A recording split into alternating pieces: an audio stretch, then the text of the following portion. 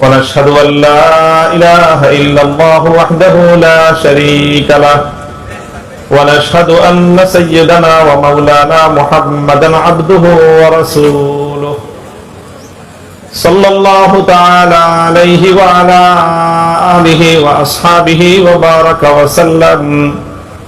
وبارك وسلم تسليما كثيرا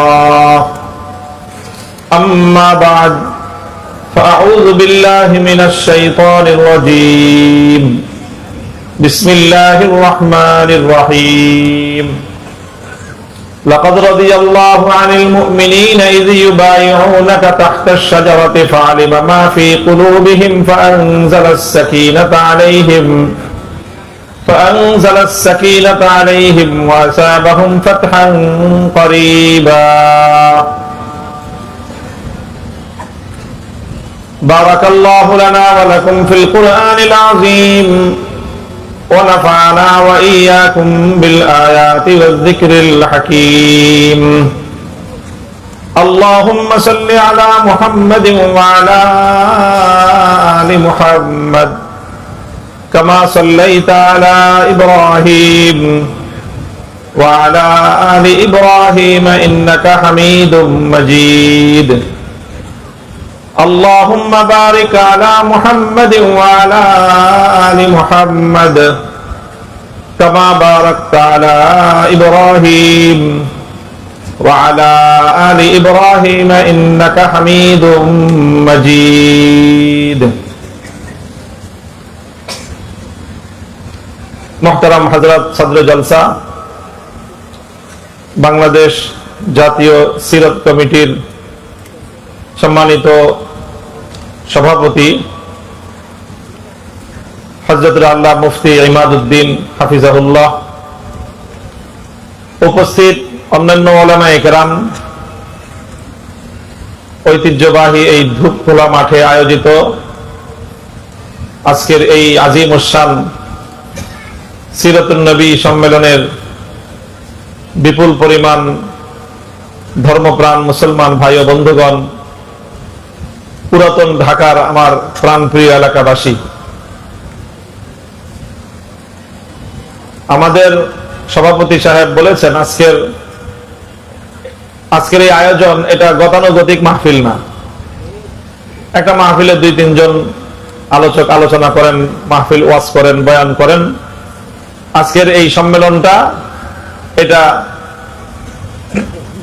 অনেক বাংলাদেশের সকল হালকার শীর্ষ উলামায়ে কেরামের প্রতিনিধিত্বশীল আলেমদের একটা মিলন মেলা, এবং এর মাধ্যমে আমরা এখান থেকে প্রতি বছর জাতির কাছে আমরা গুরুত্বপূর্ণ কিছু বার্তা এবং মেসেজ দিয়ে থাকি। আমাদের নানান রং থাকে, নানান অবস্থান থাকে, কিন্তু আমরা কিছু কিছু মঞ্চে এসে ঐক্যবদ্ধ হই এবং এর মাধ্যমে আমরা সকলকে একটা বার্তা দেই যে আমরা আমাদের মৌলিক দ্বীন এবং ঈমানের প্রশ্নে আমরা ঐক্যবদ্ধ আছি। তো আমি একটা বিশেষ কথা বলবো। আস্তে আস্তে কোরআনে কারীমের যে আয়াতটুকু আমি তেলাওয়াত করেছি সূরাতুল ফাতহ থেকে, সেই আয়াতকে সামনে রেখে একটা কথা বলবো। সেই কথাটা বলার যে মূল কারণ সেটা আমি একটু আগে বলি। বেশ অনেক বছর আগের ঘটনা মনে পড়তেছে আমার, সম্ভবত 2006-07 দিকে পীর সাহেব মরহুম চরমনাই রহমতুল্লাহ আলাইহি, ফজলুল করিম রহমতুল্লাহ আলাইহির যখন ইন্তেকাল হলো, তো আমি আমার আব্বাজান শাইখুল হাদিস রহমতুল্লাহ আলাইহি সহ হযরত চরমনাই পীর সাহেব হুজুরের জানাজায় শরীক হওয়ার জন্য ঢাকা থেকে বরিশাল গেলাম। একেবারেই রাতের বেলায় ইন্তেকাল হয়েছে, উপস্থিত ছিল লঞ্চ তখন সদরঘাটে, শাইখকে নিয়ে আমরা রওনা হয়ে গেলাম এবং পরের দিন সকাল বেলায় জানাজা হলো, সেই জানাজায়ও শরীক হলাম আলহামদুলিল্লাহ। তো সেই জানাজায় পীর সাহেব হুজুর চরমনাই রহমতুল্লাহ আলাইহির একজন বিআই, খুব সম্ভবত আমাদের সৈয়দ ইসহাক মোহাম্মদ আবুল খায়ের ভাই যে আছেন ওনার শ্বশুর, উনি আবার তবলিগ জামাতের একজন মুরব্বী, আমার নামটা এই মুহূর্তে ইয়াদ নেই, মুজাম্মেল সাহেব। তো ওনার বিয়ের জানাজায় শরীক হওয়ার জন্য উনিও তশরিফ এনেছেন। তো জানাজার আগে যারা যারা উপস্থিত হয়েছেন সবাই দুই চার কথা বলতেছেন। তো মুজাম্মেল সাহেবকেও বয়ান করার জন্য মাইকে নাম ঘোষণা করা হলো, তো উনিও কিছু কথা বললেন। তো যেহেতু তবলিগের মুনাসাবাতে তবলিগের একজন মুরব্বী, তো উনি পীর সাহেব হুজুর সম্পর্কে এক দুইটা কথা বললেন, আর 2-4 মিনিট যা বললেন তার সার কথা হলো এই যে ভাই আল্লাহর রাস্তায় বের হইতে হবে, চিল্লা দিতে হবে। উনি কথাই এটা বললেন যে দেখেন, আমি হলাম তবলিগের মানুষ, আমরা এই সমস্ত মজমায় কথা বলি না, কথা বলার কোন সময় সুযোগ পাইলে আমরা এই চিল্লার কথাই বলি। কাজে আপনারা সবাই যারা আছেন চরমনাইতে আসছেন, আগামীতে আপনারা সবাই আল্লাহর রাস্তায় চিল্লায় বের হবেন। কথাটা আমার কাছে খুব পছন্দ হয়েছে। তো যেখানেই আমরা যাই আমাদের প্রত্যেকের এক একটা খাস মিশন থাকে। এক একটা মিশন নিয়ে কাজ করাটা, যে প্রত্যেক ব্যক্তি, এখন তো সাধারণ জেনারেল লাইনেও এটা ব্যাপক চর্চা, যে প্রত্যেকের একটা সাধারণ এবং কমন পড়াশোনা থাকে। কমন পড়াশোনাটা করার পর প্রত্যেকে একটা বিশেষ বিষয় নিয়ে পড়াশোনা করার পর সেই বিষয়ে সে বিশেষজ্ঞ হয়। এই যে এমবিবিএস ডাক্তার যারা হয়, এমবিবিএস পাস করার পরে ডাক্তার হয়, একটা ডিগ্রি অর্জন করে। ডিগ্রি অর্জন করার পরে এই এমবিবিএস ডাক্তারদের এখন বর্তমানে বাংলাদেশে খাওয়া নাই। শুধু এমবিবিএস দিয়ে তেমন কোনো চিকিৎসা সেবা দেওয়া সম্ভব না। এমবিবিএস পাস করার পরে কোনো একটা বিষয় নিয়ে, মানব দেহের বিভিন্ন রোগ সংক্রান্ত বিভিন্ন বিষয়ের স্পেশালাইজেশন আছে, বিশেষজ্ঞ কোর্স আছে, সেই সমস্ত কোর্স করে পরীক্ষা দিয়ে পাস করে তারপরে বিশেষজ্ঞ হইতে হয়। কেউ নাক কান গলা বিভাগ হয়, কেউ দেখা যায় ব্রেন সংক্রান্ত নিউরোলজি, নানা রকমের, কেউ সার্জন হয়, কেউ মেডিসিন স্পেশালিস্ট হয়। প্রত্যেকে এক একটা বিষয় নিয়ে তার আলাদা ইখতিসাস থাকে, বিশেষজ্ঞ হয়। তখন সে ওই বিষয়ে সে একটা বিশেষ যোগ্যতা দক্ষতা অর্জন করে এবং মানুষকে অনেক মানুষের খেদমত করার সুযোগ তৈরি হয়। এখন আমাদের মাদ্রাসাগুলোতেও আলহামদুলিল্লাহ কিছু চর্চা শুরু হয়েছে।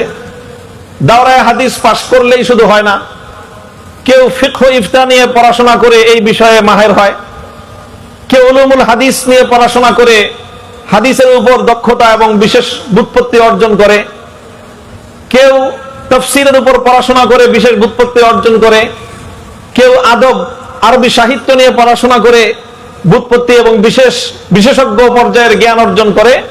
আরো নানা বিষয় আছে।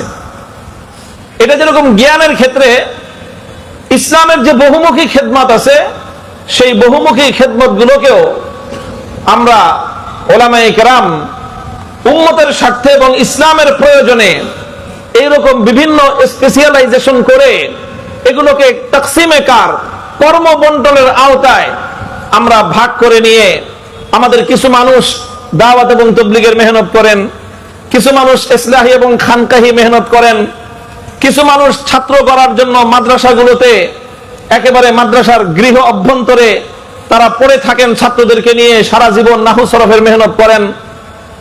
এইরকম নানা ধরনের বিভিন্ন ধরনের মেহনত হয়।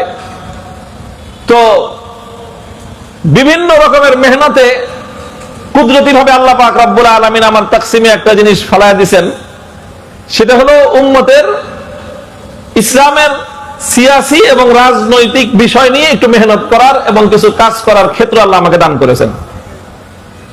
তো হযরত মাওলানা মুজাম্মেল সাহেবের উসুল মোতাবেক আমাকে যাই বলতে বলবেন, ঘুরে ঘেরে আমি ঘুরে ঘেরে সবকিছুর ভিতর দিয়ে কিন্তু আমি রাজনীতি পর্যন্ত আসব। এখন এটা আপনাদের কারো কাছে পছন্দ হোক বা না হোক, আমি মনে করি এটা আমার জিম্মাদারি এবং আমার ফরিজা, যে এই উম্মতের কাছে তাদের রাজনৈতিক আমানত গুলো কোরআন এবং হাদিসের থেকে তাদের রাজনৈতিক জিম্মাদারি এই উম্মতের উলামায়ে কেরামের কাছ পর্যন্ত তুলে ধরাটা এটা আমার বিশেষ দায়িত্ব। এটা হলো একটা কথা। এই জন্য দেখবেন আমি অনেক কিছু বলি, আলোচনা করি, বয়ান করি, সব কিছুর পরে এই বিষয়ে আমার পক্ষ থেকে একটা বার্তা থাকে। সেই বার্তাটা কখনো আমি সরাহাতান বলি, একেবারে স্পষ্ট ভাষায় বলি, অনেক সময় সরাহাতান বলি না, কিনায়াতান বলি। আল্লাহ পাক রব্বুল আলামিন আমাদের উম্মতের উলামায়ে কেরামের এই সর্বব্যাপী বহুমুখী খেদমতকে আল্লাহ পাক এক মোহনায় এনে একত্রিত করে এই উম্মতের বৃহত্তর কল্যাণ সাধন করার তৌফিক আমাদেরকে দান করেন। আমি পবিত্র কোরআনে কারীমের সূরাতুল ফাতহের যে আয়াতটা তেলাওয়াত করেছি আমি, লাকাদ রাদিয়াল্লাহু আনিল মুমিনিনা ইয ইউবাইউনাকা তাহতাশ শাজারাতি ফাআলিমা মা ফি কুলুবিহিম ফাআনজালাস সাকিনাতা আলাইহিম ওয়া আসাবাহুম ফাতহান করিবা। এটা তো বায়াতের রিজওয়ান সম্পর্কে নাজিল হয়েছে এই আয়াত। বায়াতের রিজওয়ান ইসলামী ইতিহাসের এক উজ্জ্বল পাতার নাম হলো বায়াতের রিজওয়ান।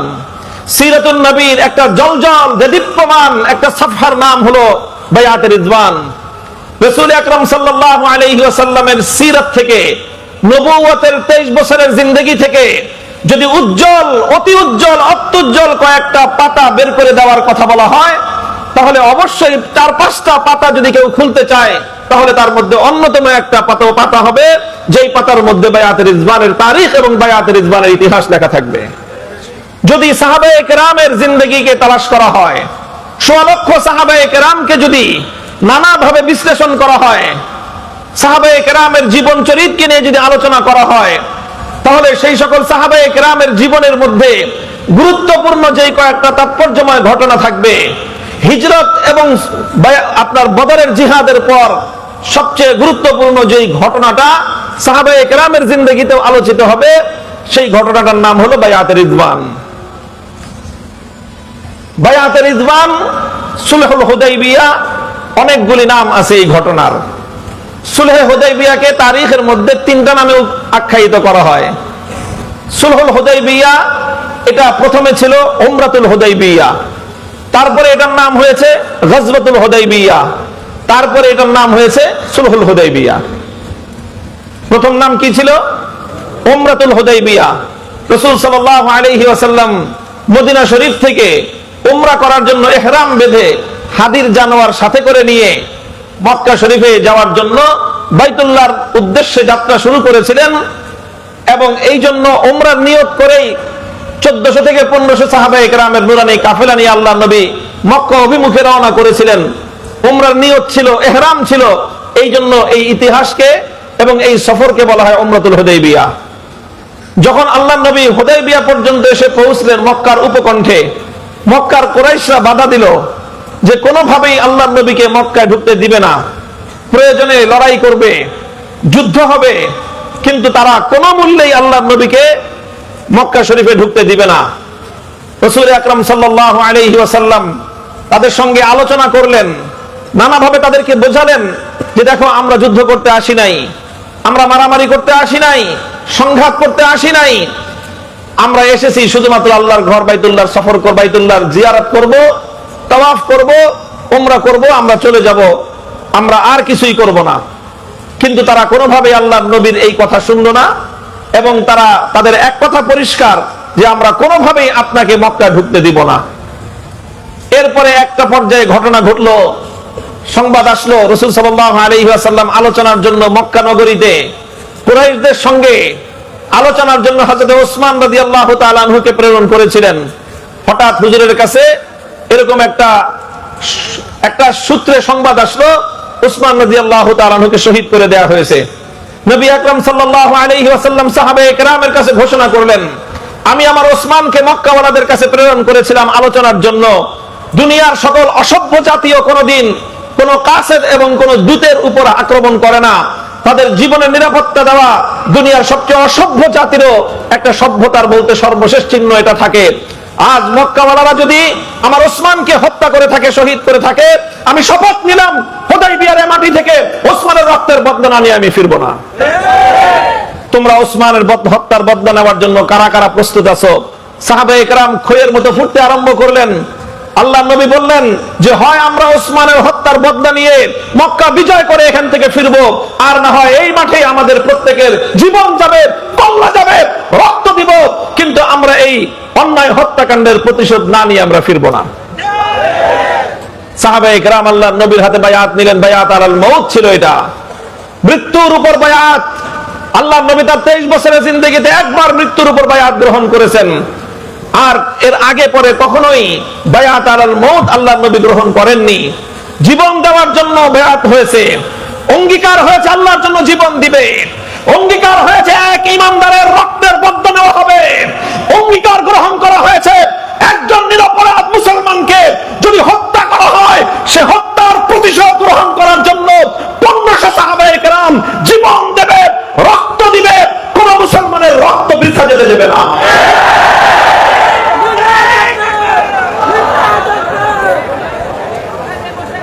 এইভাবে বায়াতের রিদওয়ান হলো সাহাবায়ে কেরামের এই জজবা, একজন মুসলমানের প্রতি তাদের হৃদয়ের এই ভালোবাসা, তাদের এই আন্তরিকতা, একজন নিরপরাধ মানুষের রক্তের প্রতিশোধ গ্রহণ করার, হত্যার বদলা গ্রহণ করার এই মানসিকতাকে আমার আল্লাহ পাক রব্বুল আলামিন এপ্রিশিয়েট করলেন। আল্লাহ শুধু সমর্থন করেছেন তাই নয়, বরং আল্লাহ পাক রব্বুল আলামিন এটাকে সর্বতোভাবে আল্লাহ পাক উৎসাহিত করলেন এবং আল্লাহ বললেন লাকাদ রাদিয়াল্লাহু আনিল মুমিনিন ইয ইউবাইউনাকা তাহতাশ শাজারাতি, জীবন দেওয়ার জন্য যখন সাহাবীরা আপনার হাতে বায়াত গ্রহণ করেছিল, আল্লাহ বলেন যে আমি সেই বায়াতের প্রতি আমার পক্ষ থেকে আমি আমার সন্তুষ্টির ঘোষণা করলাম। এজন্য ইতিহাসের মধ্যে এই বায়াতকে বলা হয় আল্লাহর সন্তুষ্টির বায়াত। হে মুসলমান, মনে রেখো, এক একজন ইমানদারের জীবনের দাম এত বেশি, একজন মুমিনের জীবনের মূল্য এত বেশি। একজন নিরপরাধ, একজন সাধারণ মুসলমান, যে কোনো ইমানদার অন্যায়ভাবে যদি হত্যাকাণ্ডের শিকার হয়, সেই মুমিনের জীবনের দাম এত বেশি। সেই মুমিনের জীবনের নিরাপত্তা প্রতিষ্ঠার জন্য, তার হত্যার বদলা গ্রহণ করার জন্য, তার রক্তের প্রতিশোধ গ্রহণ করার জন্য ইমানদাররা যখন বায়াত গ্রহণ করে, শপথ গ্রহণ করে, আরশের মালিক সেই শপথের উপর তার সন্তুষ্টির এলান করে দেন। এইভাবে উমরাতুল হুদাইবিয়া এটা পরিণত হয়ে গেল একটা যুদ্ধাঙ্গী পরিস্থিতিতে। এই জন্য ইতিহাসের পাতায় এই ঘটনাকে দ্বিতীয় নামে নামকরণ করা হয় গজওয়াতুল হুদাইবিয়া।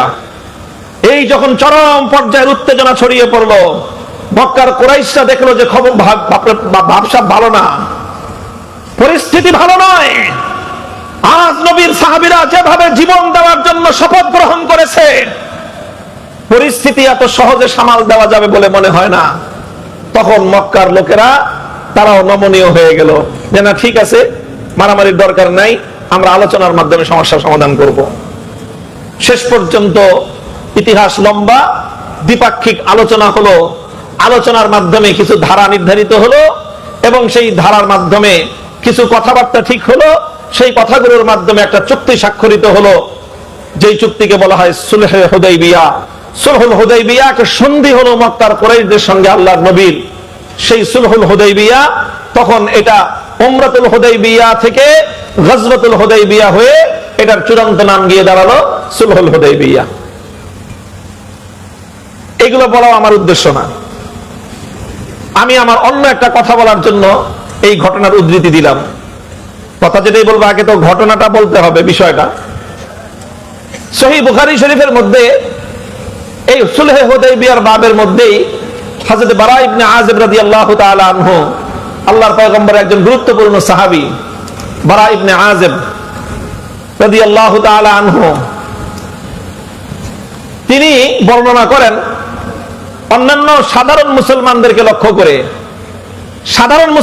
লক্ষ্য করে একদিন হযরত বারা ইবনে আযিব বললেন, তাউদ্দুনা আনতুমুল ফাতহা ফাতহা মাক্কাতা, তাউদ্দুনা আনতুমুল ফাতহা ফাতহা মাক্কাতা, তোমরা মনে করো আল্লাহর নবীর জীবনের সবচেয়ে বড় ঐতিহাসিক বিজয় হলো মক্কা বিজয়। এটাই সাধারণ কথা, কারণ মক্কা বিজয়ের মাধ্যমে ইসলামের একটা বিশাল গৌরব প্রতিষ্ঠিত হয়েছিল। যেই জমিন থেকে আল্লাহর নবী 8 বছর আগে নিতান্ত নিঃস্ব অসহায় অবস্থায়, যেই জমিন থেকে আল্লাহর নবীকে বের করে দেওয়া হয়েছিল, সাহাবায়ে কেরামকে বের করে দেওয়া হয়েছিল, নিজের জন্মভূমি ছাড়তে হয়েছিল, ইতিহাসের বর্বরতম সমস্ত অত্যাচার এবং নির্যাতনের স্টিম রোলার গুলো পরিচালিত হয়েছিল, ইতিহাসের নির্মম সকল অধ্যায়গুলো রচিত হয়েছিল যেই মাটিতে, আল্লাহর নবী সেই মাটিতে বিজয়ী বেশে প্রবেশ করেছিলেন মক্কা বিজয়ের দিন। এবং মক্কা বিজয়ের মাধ্যমেই মূলত মক্কার কুরাইশদের সাথে ইসলামের সকল দ্বন্দ্ব এবং সংঘাত চূড়ান্ত ফয়সালা হয়ে যায় এবং এই বিরোধ নিষ্পত্তি হয়ে মক্কা নিরঙ্কুশ ভাবে ইসলামের বিজয় প্রতিষ্ঠিত হয়। এই জন্য ফাতহে মক্কা এটা ইসলামের খুব গুরুত্বপূর্ণ একটা ঘটনা এবং একটা ঐতিহাসিক বিজয়, যেটাকে স্বাধীনতা দিবস বলা যায়, বিজয় দিবস বলা যায়। আমরা যেরকম বাঙালি জাতি আমরা বিজয় দিবস উদযাপন করি, মুসলিম জাতির জন্য সত্যিকার অর্থে আল্লাহর নবীর 23 বছরের জীবন পর্যালোচনা করলে চূড়ান্ত বিজয় দিবস তো ছিল ফতে মক্কার দিন। মক্কা বিজয়ের দিনটাই ছিল বিজয় দিবসের দিন। হযরত বারা ইবনে আযিব রাদিয়াল্লাহু তাআলা আনহু বলেন যে তাউদ্দুনা আনতুমুল ফাতহা ফাতহা মাক্কাতা, হে সাধারণ মুসলমান, তোমরা তো আল্লাহর নবীর জীবনের ঐতিহাসিক বিজয় হিসেবে, সবচেয়ে বড় বিজয় হিসেবে তোমরা মক্কা বিজয়কে গ্রহণ করো, গণনা করো। তোমাদের ধারণা এরকম, ওয়াকাদ কানা ফাতহু মাক্কাতা ফাতহান। নবীর সাহাবী, এই ছাত্ররা ভালো করে মনোযোগ দিয়ে শোনো কথাটা, ওয়াকাদ কানা ফাতহু মাক্কাতা ফাতহান। সাহাবী বলতেছেন আমাদের দৃষ্টিতে মক্কা বিজয়টা এটা একটা মামুলি বিজয় ছিল, এটা খুব বড় কোনো বিজয় ছিল না। মক্কা বিজয়টা একটা সাধারণ বিজয় ছিল। ওয়া নাহনু নাউদ্দুল ফাতহা বায়াতার রিদওয়ান ইয়াউমাল হুদাইবিয়া, ওয়া নাহনু নাউদ্দুল ফাতহা বায়াতার রিদওয়ান ইয়াউমাল হুদাইবিয়া।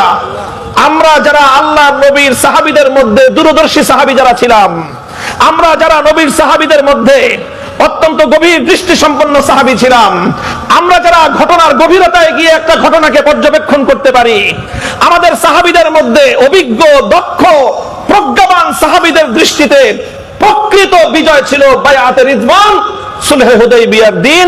সেই দিনই প্রকৃত বিজয় অর্জিত হয়েছে। মুহতারাম হাজিরিন, আমার আজিজ তালাবা, সিরাতুন নবী বিভিন্ন ভাবে আলোচনা হয়, আলোচনা হবে। আজকের সিরাতের এই সম্মেলন থেকে আমি তোমাদেরকে আল্লাহর পয়গম্বরের এই সিরাতের খুব গুরুত্বপূর্ণ সূক্ষ্ম একটা বিষয়ের দিকে দৃষ্টি আকর্ষণ করছি এবং শেষে আমার পক্ষ থেকে একটা প্রস্তাব থাকবে। আমার জাতির ওলামায়ে কেরাম এবং যারা আমাদের জিম্মাদারান আকাবির ওলামায়ে কেরামকে খেতাব করে, নাম নিয়ে নিয়ে আমি খেতাব করে একটা কথা বলে যাব তোমাদের মতো একজন, তোমাদের একজন বড় ভাই হিসেবে। কথাটা শেষ পর্যন্ত শুনতে হবে মনোযোগ দিয়ে। হযরত বারা ইবনে আযিব রাদিয়াল্লাহু আনহু বলতেছেন ওয়াকাদ কানাল ফাতহু মাক্কাতা ফাতহান ওয়া নাহনু নাউদ্দুল ফাতহা বায়াদার রিদওয়ান ইয়াউমাল হুদাইবিয়া। যদি আসলে সত্যিকার অর্থে গভীর দৃষ্টি দেওয়া হয়, তাৎপর্যপূর্ণ বিজয় হিসেবে চিহ্নিত করতে হয়, অন্তর্দৃষ্টি দিয়ে যদি বিশ্লেষণ করতে হয়, তাহলে বলতে হবে প্রকৃত বিজয় মক্কা বিজয়ের দিন ছিল না, প্রকৃত বিজয় রচিত হয়েছিল হুদাইবিয়ার দিন। সেই গাছের নিচে, গাছের ছায়ার তলে আল্লাহর নবী যখন বায়াতে রিদওয়ান গ্রহণ করেছিলেন, আমাদের কাছ থেকে আল্লাহর দ্বীনের জন্য জীবন উৎসর্গ করার শপথ গ্রহণ করেছিলেন। সেই শপথের মাধ্যমে হুদাইবিয়ার মাঠেই চূড়ান্ত বিজয়ের ভিত তৈরি হয়েছিল। আজ বাংলাদেশকে আমরা বলি তোমরা 36শে জুলাইকে প্রকৃত বিজয় বলো। আমি বলতে চাই প্রকৃত বিজয়ের ভিত তৈরি হয়েছিল 2013 সালের 5ই মে স্বপ্নতত্ত্বে।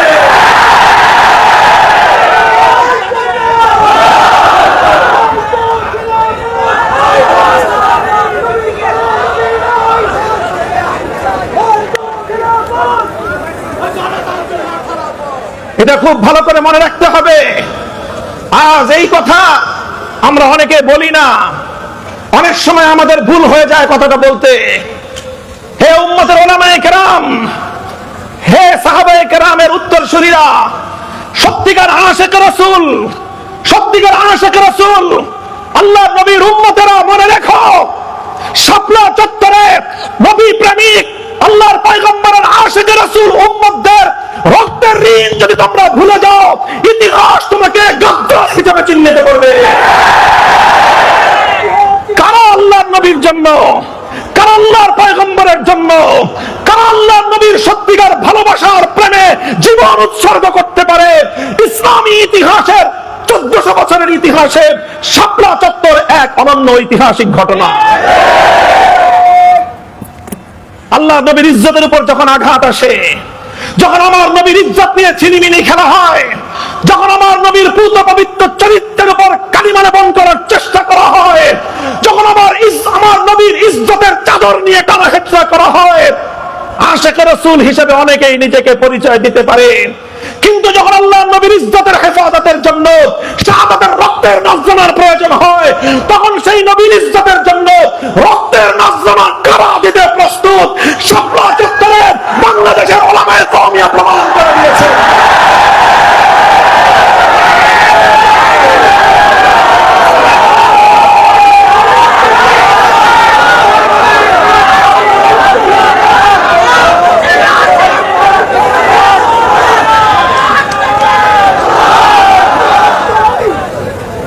কাজেই ওয়াকাদ কানা ফাতহু জুলাই ফাতহান, ওয়াকাদ কানা ফাতহু জুলাই ফাতহান ওয়া নাহনু নাউদ্দুল ফাতহা ইয়াওমা শাপলা চত্বর।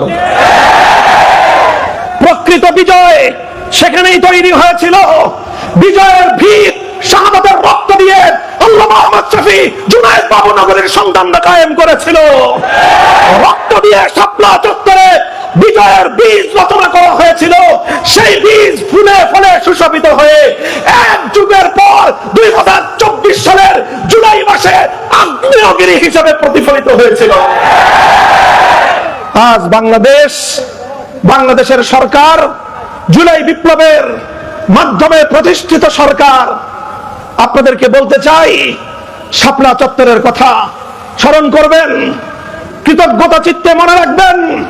যদি শাপলার শহীদদের সঙ্গে যদি অকৃতজ্ঞতা প্রদর্শন করা হয়, শাপলার শহীদদেরকে যদি আমার বাংলাদেশের রাষ্ট্র অথবা সরকার স্বীকৃতি দিতে ব্যর্থ হয়, আমি এই সরকার এবং রাষ্ট্রযন্ত্রকে গাদ্দার ও বিশ্বাসঘাতক বলে আখ্যায়িত করতে চাই।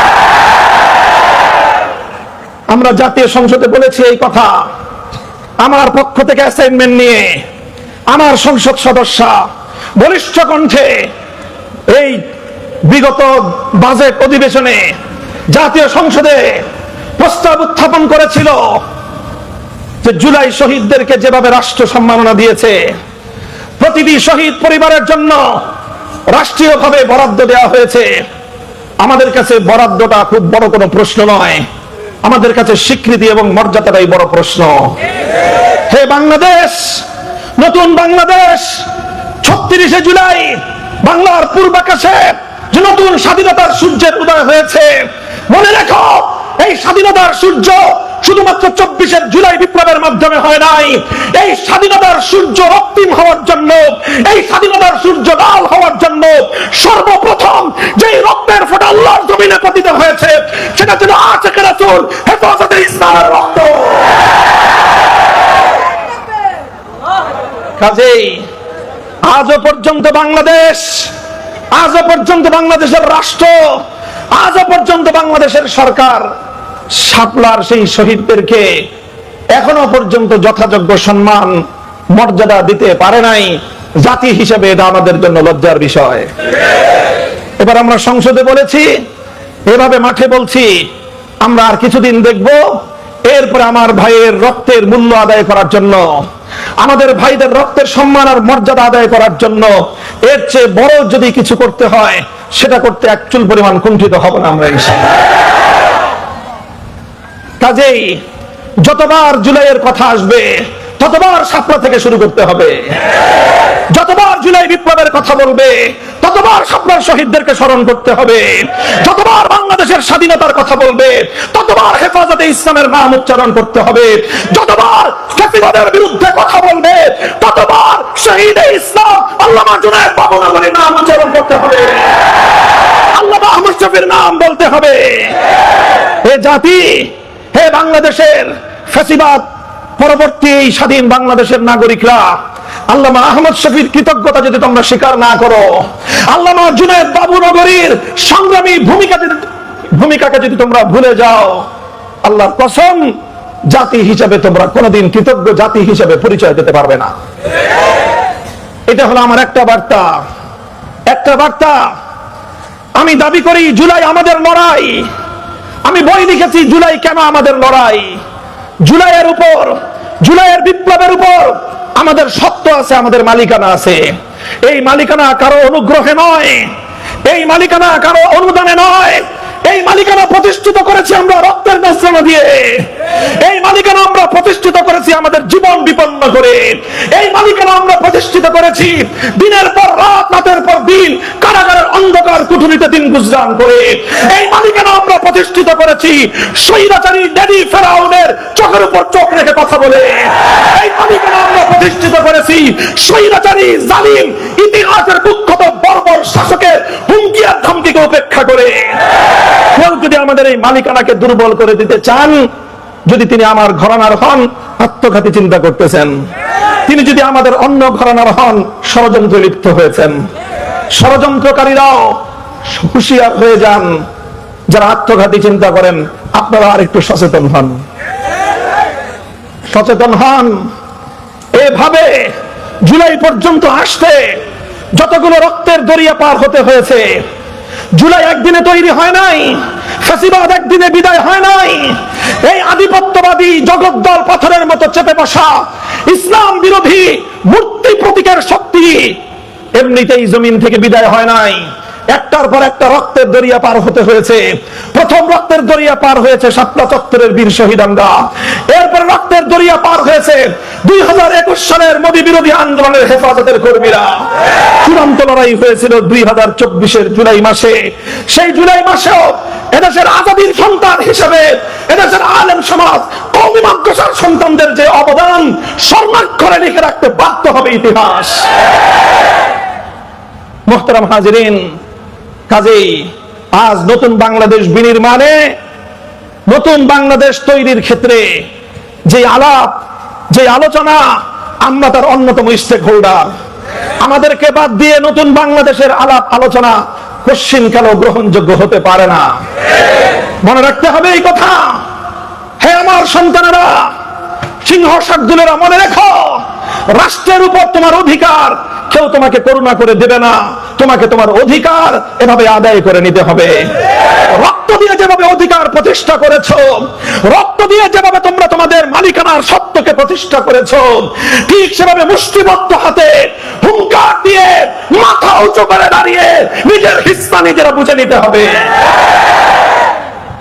ইনশাআল্লাহ। এই জায়গাটায় আমি আমাদের আন্তদলীয় যত বিরোধ আছে সেই বিরোধগুলোকে মাথার উপর উঠে রাখতে বলি। এখানে আমাদের মধ্যে কোনো বিরোধ নাই। ইসলামী আন্দোলন, বাংলাদেশ খেলাফত মজলিসের মধ্যে এই পয়েন্টে কোনো বিরোধ থাকতে পারে না। চরমনাইয়ের সাথে শাইখুল হাদিসের পরিবারের কোনো বিরোধ থাকতে পারে না। জমিয়ত উলামা ইসলামের সাথে এই পয়েন্টে আমাদের কোনো বিরোধ থাকতে পারে না। নিজামী ইসলামের সাথে কোনো বিরোধ থাকতে পারে না। হাতে হাত রেখে রক্ত দিয়ে যেভাবে আমরা জমিনে আমাদের মালিকানা কায়েম করেছি, আমাদের ভাইরা শাহাদাতের রক্ত দিয়ে কাফনের কাপড় পরে তারা যেভাবে কবরে গিয়ে শুয়ে আছে, ঠিক সেভাবে প্রয়োজনে আবার কাফনের কাপড় দিয়ে পাগড়ি বলতে হবে। এরপরেও আমাদের অধিকার ছিনিয়ে আনতেই হবে, ছিনিয়ে আনতেই হবে ইনশাআল্লাহ।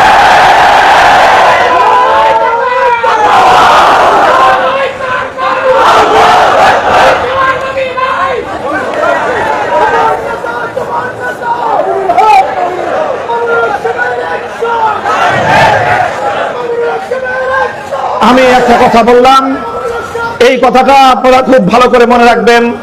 আমার আরেকটা কথা গুরুত্বপূর্ণ, যেই কথাটা আমার মূল মেসেজ, সেটা আমি এখন বলতেছি। সেটা হলো এই যে বায়াতে রিদওয়ানকে এতটা তাৎপর্যময় যে বর্ণনা করা হলো, এতটা গুরুত্ব দেওয়া হলো বায়াতে রিদওয়ানকে, এটা তো পরবর্তী যুগের কোন ঐতিহাসিক এই গুরুত্বটা দেয় নাই। এই গুরুত্বটা তো স্বয়ং সাহাবায়ে কেরাম দিয়েছেন, এই গুরুত্বটা তো স্বয়ং আল্লাহর নবী দিয়েছেন। বরং আরেক কদম বাড়িয়ে তো বলতে হবে, এই গুরুত্ব তো স্বয়ং আমার আল্লাহ ঘোষণা করেছেন। আল্লাহ রাব্বুল আলামিনই তো সুলহে হুদাইবিয়ার পর যখন আল্লাহ নবী হুদাইবিয়া থেকে মদিনার দিকে ফিরে যাচ্ছিলেন, সাহাবায়ে কেরামের হৃদয়গুলো, তাদের হৃদয়গুলো ভাঙ্গা ছিল, তাদের মনগুলো বেদনা বিধুর ছিল। করতে আসলাম ওমরা, করতে পারলাম না ওমরা, জিহাদের শপথ নিলাম, শাহাদাতের রক্ত দিব, জিহাদও করতে পারলাম না, শহীদও হইতে পারলাম না, শেষ পর্যন্ত সন্ধি করে ফিরে যাচ্ছি। মনটা তাদের খুব ব্যথা তুলছিল। তাদের ভগ্ন হৃদয়ে প্রশান্ত করার জন্য স্বয়ং আমার আল্লাহ পাক রব্বুল আলামিন আয়াত নাযিল করেছিলেন, ইন্না ফাতাহনা লাকা ফাতহান মুবিনা। হে নবী, আমি আপনাকে হুদাইবিয়ায় শুধুমাত্র একটা সন্ধি করাই নাই।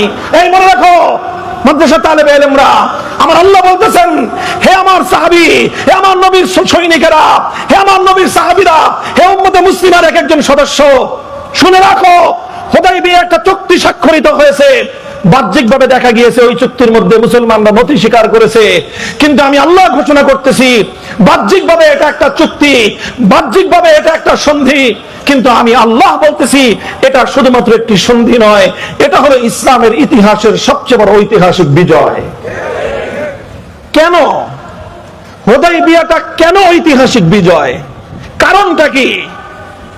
আপনারা এবার সমস্ত শুরুহাত বুখারী শরীফের যত সূরা আছে, ফাতহুল বারী খুলেন, উমদাতুল কারী খুলেন, শরহে মুসলিম নববী খুলেন, আজ পর্যন্ত আমাদের আকাবিরিনদের লেখা, আল্লামা শাব্বির আহমদ উসমানীর ফাতহুল মুলহিম খুলেন, আল্লামা নববী খুলেন, সমস্ত হাদিসের ব্যাখ্যা গ্রন্থগুলো খুলে আপনারা এই প্রশ্ন পড়েন, কোরআনের ওই আয়াতের তাফসীর পড়েন, একেবারে প্রথম যুগ থেকে নিয়ে বর্তমান যুগ পর্যন্ত মুফাসসিরিনদের লেখা তাফসীরগুলো পড়েন, কেন আল্লাহ পাক রব্বুল আলামিন হুদায়বিয়ার সন্ধিকে এত বড় ঐতিহাসিক বিজয় হিসেবে আল্লাহ পাক কেন অভিহিত করলেন, কেন আখ্যায়িত করলেন? What is the reason? কারণটা কি? কারণ মৌলিক যেই কারণটা, সেটা হলো এই, হুদায়বিয়ার মাধ্যমে প্রত্যক্ষ বিজয় যদিও মুসলমানদের আসে নাই, হুদায়বিয়ার মাধ্যমে মুসলমানদের রাজনৈতিক বিজয় অর্জিত হয়েছিল। কোন বিজয়? বলো কোন বিজয়? হুদায়বিয়ার মাধ্যমে আল্লাহর নবীর রাজনৈতিক দূরদর্শিতার বিজয় অর্জিত হয়েছিল। হুদায়বিয়ার মাধ্যমে মুসলমানদের রাজনৈতিক শক্তির স্বীকৃতি পেয়েছিল আল্লাহর নবী। অর্থাৎ হুদায়বিয়ায় যুদ্ধের বিজয় হয় নাই, রণাঙ্গনের বিজয় হয় নাই, হুদায়বিয়ায় রাজনৈতিক বিজয় হয়েছে। রাজনৈতিক বিজয়টা কি? হুদায়বিয়ার সবচেয়ে বড় রাজনৈতিক বিজয় ছিল যেই মক্কার কুরাইশরা এতদিন পর্যন্ত ইসলাম এবং মুসলমানদেরকে কোনো শক্তি বলে স্বীকার করত না। ওরা বলতো মুহাম্মদ সাল্লাল্লাহু আলাইহি ওয়াসাল্লামের আশেপাশে কিছু বিক্ষিপ্ত মানুষ জমা হয়েছে, আরো নিকৃষ্ট ভাষায় উপেক্ষা করে উপহাস করে তারা বলতো কিছু বাদাইম্মা জমা হয়েছে। নাউজুবিল্লাহ। আপনি পড়েন হুদায়বিয়ার ইতিহাসের মধ্যে পড়েন, তারা যেই কথাগুলো বলেছিল যে আল আওবাস, আপনার চারপাশে কিছু বাদাইম্মা বেহুদা জমা হয়েছে, এগুলো 2 দিন পরে চলে যাবে, আপনি এদের জন্য নিজের গোত্রের সঙ্গে আপনি লড়াই করেন। অর্থাৎ মক্কাওয়ালারা, মক্কার কুরাইশ কায়েমি স্বার্থবাদী গোষ্ঠী, তারা মুসলমানদেরকে বাদাইম্মা হিসেবে চিহ্নিত করত, বাদাইম্মা মনে করত। তারা যে একটা প্রতিষ্ঠিত রাজনৈতিক রাষ্ট্রীয় শক্তি, কোনদিন তারা এটা স্বীকার করত না। কিন্তু যেদিন হুদায়বিয়ায় তারা চুক্তি স্বাক্ষর করলো, হাযা মা কাযানা আলাইহি মুহাম্মাদুর রাসূলুল্লাহ, হাযা মা কাযানা আলাইহি মুহাম্মদ ইবনে আব্দুল্লাহ ওয়া সুহাইল ইবনে আমরিন, এখানে তারা স্বীকৃতি দিল আর দুটি পক্ষের মধ্যে চুক্তি স্বাক্ষর হচ্ছে। এর এক পক্ষে মক্কার কুরাইশদের পক্ষ থেকে তাদের নেতা সুহাইল ইবনে আমর স্বাক্ষর করবে, অপর পক্ষে মুহাম্মদ ইবনে আব্দুল্লাহ স্বাক্ষর করবে। অর্থাৎ এই চুক্তির মাধ্যমে পৃথিবীর ইতিহাসে সর্বপ্রথম মক্কার কুরাইশরা তারা আল্লাহর নবীর নেতৃত্বাধীন মুসলিম শক্তিকে একটি রাষ্ট্রীয় রাজনৈতিক শক্তি হিসেবে স্বীকার করে নিতে বাধ্য হলো। এটাই হলো ফাতহে মুবিন, এটাই হলো ফাতহে মুবিন। আজ থেকে প্রায় 8 বছর আগে রোহিঙ্গাদেরকে যেভাবে যখন তারা উৎখাত করে দিয়েছিল, তাদের 1300 বছরের বাপদাদার বাস্তুভিটা থেকে, আপনারা জানেন, ইতিহাস দেখেন, ওই সময়কার ইতিহাসগুলি পড়ে দেখেন, আমরা বিভিন্ন ভাবে রোহিঙ্গা ক্যাম্পে স্বয়ং আমি নিজে দিনের পর দিন থেকে তাদের জন্য অনেক কাজ করেছি, তাদের সঙ্গে অনেক কথাবার্তা বলেছিলাম। সব কথা বলার পরে তাদের কারণগুলো যাচাই করার চেষ্টা করেছি যে কেন এভাবে তাদের সঙ্গে এই আচরণ করা হচ্ছে, কেন তাদের সঙ্গে এই নির্মমতা চলছে শতাব্দীর পর শতাব্দী ধরে। আমার কাছে যেই কারণটা মনে হয়েছে সেটা হলো রোহিঙ্গারা ওই এলাকায় অনেক কিছু করেছে, অনেক কিছু করেছে, কিন্তু আরাকানে তারা তাদের রাজনৈতিক নেতৃত্ব প্রতিষ্ঠা করতে পারে নাই। আরাকানে তারা ধর্মীয় প্রতিষ্ঠান করেছে, আরাকানে তারা বাড়িঘর করেছে, আরাকানে তারা শিক্ষা প্রতিষ্ঠান গড়ে তুলেছে, আরাকানে তারা বড় বড় খানকা গড়ে তুলেছে, অনেক কিছুই করেছিল। কিন্তু একটা কাজ রোহিঙ্গারা কখনোই করার চিন্তা করে নাই, সেটা হলো তাদেরকে আরাকানের একটা স্থায়ী রাজনৈতিক শক্তি হিসেবে, সুসংহত একটা নেতৃত্বের অধীনে রাজনৈতিক শক্তি হিসেবে নিজেদেরকে প্রতিষ্ঠা করতে তারা পারে নাই। এটা আমার মনে হয়েছে, এটার উপরে আমার অনেক বিশ্লেষণ আছে, যুক্তি আছে। রোহিঙ্গা জাতি যেভাবে নিজেদের রাজনৈতিক দূরদর্শিতা প্রদর্শন প্রদর্শন করতে ব্যর্থ হওয়ার কারণে নিজেদের 1300 বছরের প্রাচীন বাপ-দাদার ভিটে মাটি থেকে তাদেরকে উৎখাত হতে হয়েছে। কোন কওম এবং কোন জাতি যদি নিজের মাতৃভূমিতে নিজেদের রাজনৈতিক নেতৃত্ব প্রতিষ্ঠা করতে ব্যর্থ হয়, পৃথিবীর কোন জাতি সেই দেশে তাদেরকে সম্মান দেয় না। আজ আমরা কান্নাকাটি করি, অনেক আমাদের আফসোস হয় যে আমাদেরকে মূল্যায়ন করে না, আমাদেরকে এই করে না, সেই করে না। আরে তুই মারো তাদের এই সমস্ত মূল্যায়নের। নিজেদের রাজনৈতিক নেতৃত্ব প্রতিষ্ঠা করো, পায়ে ছুঁয়ে সালাম করতে বাধ্য হবে। হুদায়বিয়ার ইতিহাসের মূল কথাটা হলো এই, হুদায়বিয়ায় অনেক বড় কিছু হয়ে যায় নাই বাহ্যিক দৃষ্টিতে, আপাত দৃষ্টিতে তাৎক্ষণিকভাবে খুব বড় কোনো অর্জন ছিল না। সবচেয়ে বড় অর্জন ছিল হুদায়বিয়াতে আল্লাহ রাসূল সাল্লাল্লাহু আলাইহি ওয়াসাল্লামের নেতৃত্বাধীন মুসলিম কমিউনিটি এবং মুসলিম জনশক্তিকে তাদের সবচেয়ে বড় শত্রু, চিরশত্রু, সবচেয়ে বড় প্রতিদ্বন্দ্বী মক্কার কুরাইশরা একটা রাজনৈতিক প্রতিপক্ষ এবং রাজনৈতিক প্রতিদ্বন্দ্বী হিসেবে স্বীকার করে নিতে বাধ্য হয়েছিল। আমি এই কথাটাই বলতে চাই, আজ আমাদের আলহামদুলিল্লাহ অনেক লাইনে মেহনত আছে, অনেক লাইনে মেহনত আছে। আমি কোনোটার গুরুত্বকে অস্বীকার করি না। তালিমের মেহনত আমি বলি আরো বেশি দরকার। তালিম হলো ইসলামের শেকড়ের মতো, শেকড় ছাড়া যেরকম গাছের মূল্য নাই, ইলম ছাড়া ইসলামের মূল্য নাই। ইলম ছাড়া ইসলাম টিকতে পারে না। দাওয়াত এবং তাবলীগ অনেক জরুরত, অনেক প্রয়োজন আছে, এটা আমি সবচেয়ে বেশি ইহসাস করি। কোন একটা গাছ তার সমস্ত ডালপালাগুলো যদি ছেটে নেওয়া হয়, সেই গাছ যেমন কাউকে ছায়াও দেয় না, ফল ফুলও দিতে পারে না। দাওয়াত এবং তাবলীগের কাজ যদি বন্ধ হয়ে যায়, ইসলাম এরকম ডালপালাবিহীন এক রুক্ষ গাছে পরিণত হবে। খানকাগুলোর প্রয়োজন আছে, কারণ খানকাগুলোতে যদি ইসলাহি মেহনত না হয়, তাজকিয়ার মেহনত যদি না চলে, ইসলাম নামক গাছের শেকড়ের মধ্যে পানি সিঞ্চন করে গাছকে সজীব রাখার আর কোনো মেহনত থাকবে না। কাজী সব মেহনত চলতে হবে, সব মেহনত চলতে হবে, সব মেহনত চলতে হবে। কিন্তু নিজেদের ভবিষ্যৎ এবং মুস্তাকবেলকে সুরক্ষিত রাখতে চাইলে তোমাদেরকে রাজনৈতিক শক্তি হিসেবে নিজেদের জমিনে প্রতিষ্ঠা লাভ করতে হবে। এই জন্য আমি বলছিলাম না, নাম ধরে একটা কথা বলবো। এখন আমি আমার আকাবিরিনদের এক একজনের নামের তালিকা বলবো, নাম তেলাওয়াত করবে এক একজন হুজুরের। আমাদের সকল মুরব্বীদের, বর্তমান যে সমস্ত মুরব্বীরা এখন আমাদের মাথার উপর রহমতের ছায়া হয়ে আছেন, আল্লাহ পাক আমাদের সকলকে দীর্ঘ নেক হায়াতে তাইয়্যিবা দান করেন। আমাদের মুহিউস সুন্নাহ মাহমুদুল হাসান হাফিজাহুল্লাহ তাআলা, ফরিদাবাদ মাদ্রাসার মুহতামিম, আমাদের মুরব্বী হযরত মাওলানা আব্দুল কুদ্দুস সাহেব হাফিজাহুল্লাহ তাআলা, আমার উস্তাদে মুহতারাম হযরত মাওলানা মুফতি মনসুরুল হক সাহেব হাফিজাহুল্লাহ তাআলা ওয়া রাআ, আমার উস্তাদ, আমার গভীর ইলমের উস্তাদ, জাতীয় মসজিদ বাইতুল মুকাররমের খতিব হযরত মাওলানা মুফতি আব্দুল মালিক হাফিজাহুল্লাহ তাআলা, আমাদের উস্তাদ সমতুল্য বাংলাদেশের একজন মহিরুহ করিম ইবনুল করিম হযরত মাওলানা আরশাদ রহমানী হাফিজাহুল্লাহ তাআলা। এভাবে আমাদের উস্তাদ সমতুল্য উম্মুল মাদারিস হাটহাজারী মাদ্রাসার হযরত মুহতামিম সাহেব হযরত মাওলানা খলিল আহমদ কুরাইশি হাফিজাহুল্লাহ তাআলা। এইভাবে যদি আমি নাম নিতে চাই, আমাদের আমির হেফাজত, আমি তো বলি উনি আমার আমির, শুধু আমাদের আমির নয়, উনি আমার আমির। এবং ওনার বর্তমান দিলের যে জ্বলন, ওনার হৃদয়ের যে কান্না, আমার দাবি হলো ওনার হৃদয়ের সেই কান্না আমি সবচেয়ে বেশি অনুভব করি। কারণ আমার জীবনের সবচেয়ে কঠিন সময়ে 3 বছরের হাসিনার জুলুমের জিন্দানখানায় আমি অনুভব করেছি আমার হৃদয়ে সান্ত্বনার পরশ হয়ে বুলিয়ে দিত আমির হেফাজত আল্লামা শাহ মুহিবুল্লাহ বাবুনগরীর দোয়া এবং তার স্নেহের পরশ। কাজেই আমি সেই আমার আমিরের কোনদিন কোন নির্দেশ অমান্য আমি করি না।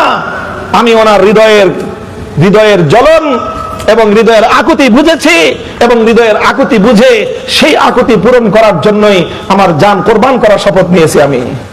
আমি সব কথাগুলো বলছি, উম্মতের উলামায়ে কেরামকে লক্ষ্য করে বলছি। এই যে বড় বড় ইদারাগুলোর কথা বললাম, হাটহাজারী থেকে পটিয়া মাদ্রাসা, আমাদের যাত্রাবাড়ি মাদ্রাসা, আমাদের ফরিদাবাদ মাদ্রাসা, আমাদের জামিয়া কোরআনিয়া লালবাগ মাদ্রাসা, আমাদের এই সমস্ত ইতিহাসের একেবারে জ্বলন্ত এক একটা উজ্জ্বল নক্ষত্রের মতো জ্বলজ্বল করা তারকা প্রতিষ্ঠান, হাজার হাজার মুআল্লিম তৈরি করতেছেন আপনারা, যারা তালিমের মেহনতকে জিন্দা রেখেছে। হাজার হাজার মুবাল্লিগ তৈরি করতেছেন, সহিহ নাহজের উপর তাবলীগ চালাইতেছে। হাজার হাজার মুসলিম এবং মুজাক্কি তৈরি করতেছেন, খানকাগুলো চালাচ্ছে। আরো অনেক হাজার হাজার দায়ী পয়দা করতেছেন, যারা উম্মতের দাওয়াত এবং ওয়াজের মেহনতের ময়দানে মেহনত তারা করতেছেন, সব কিছু করতেছেন। কিন্তু আমার প্রশ্ন হলো, ফরিদাবাদ মাদ্রাসা থেকে এই পর্যন্ত কয়জন জাতীয় পর্যায়ে নেতৃত্ব দানকারী রাজনৈতিক নেতা আপনারা তৈরি করেছেন? আমার প্রশ্ন আমার বর্তমান বাংলাদেশের উলামায়ে কেরামের মুরব্বী মহিউস সুন্নাহ হাফিজাহুল্লাহর প্রতি। আপনার যাত্রাবাড়ি মাদ্রাসা বিশাল মাদ্রাসা, মুআল্লিম, মুজাক্কি, মুসলিহ, মুবাল্লিগ সব তৈরি হচ্ছে, দাঈ ওয়াইজ তৈরি হচ্ছে, মুহাক্কিক তৈরি হচ্ছে, কিন্তু জাতীয় পর্যায়ে রাজনৈতিক নেতৃত্ব দেওয়ার মতো কয়জন আপনি রাজনৈতিক নেতা তৈরি করেছেন? মুফতি মনসুরুল হক সাহেব হুজুর, আপনার মেধা যোগ্যতা সম্পর্কে সবচেয়ে বড় ওয়াকিফ আমি জানি। আপনার কাছে বিনীত প্রশ্ন যে আপনারা সব তৈরি করেছেন, আপনার জিন্দগির প্রায় 50 সালা মেহনতের মাধ্যমে কয়জন ব্যক্তি রাজনৈতিক ময়দানে নেতৃত্ব দিচ্ছে এবং আপনি তার সরপরস্তি করতেছেন, সেই বিষয়গুলি আমরা কনফিউজড। আমি বলতে চাই যে কথা, উম্মতের সব লাইনে মেহনত যেরকম হওয়া জরুরি, কোন একটা লাইনের মেহনতকে এক চুল পরিমাণ আমি গুরুত্ব কমাচ্ছি না, তবে সেই সাথে আমি যুক্ত করতে বলছি এই সকল বড় বড় দ্বীনি ইদারাগুলো থেকে সুপরিকল্পিত ভাবে আগামী দিনে এই জমিনে নেতৃত্বের বাগডোর সামলানোর জন্য যোগ্য কায়েদে মিল্লাত রাজনৈতিক নেতা তৈরি করতে হবে।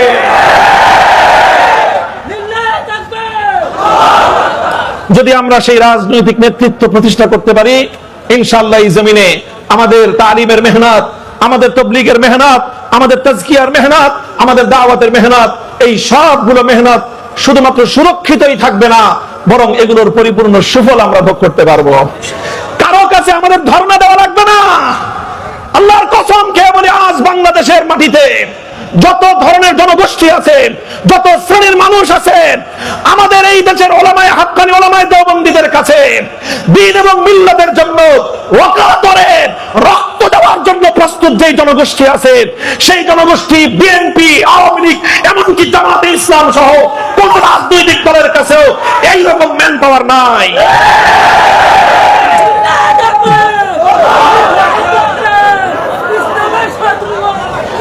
সুতরাং আমার আজকের আখেরি পয়গাম হলো এই, আল্লাহর নবীর সিরাত থেকে, সিরাতুন নবীর এই আলোচনাটা আমি করে গেলাম যে আল্লাহর নবীর জীবনের সবচেয়ে বড় ঐতিহাসিক বিজয় হিসেবে আল্লাহ পাক আখ্যায়িত করেছেন সেই দিনকে, যেই দিন আল্লাহর নবীর রাজনৈতিক বিজয় প্রতিষ্ঠিত হয়েছিল। আল্লাহ রাব্বুল ইজ্জত আমাদেরকে এই জমিনে আমাদের অধিকার এবং সম্মান মর্যাদা নিয়ে প্রতিষ্ঠিত থাকার তৌফিক দান করেন। ওয়া আখিরু দাওয়ানা আলহামদুলিল্লাহি রাব্বিল আলামিন। আসসালামু আলাইকুম ওয়া রাহমাতুল্লাহ।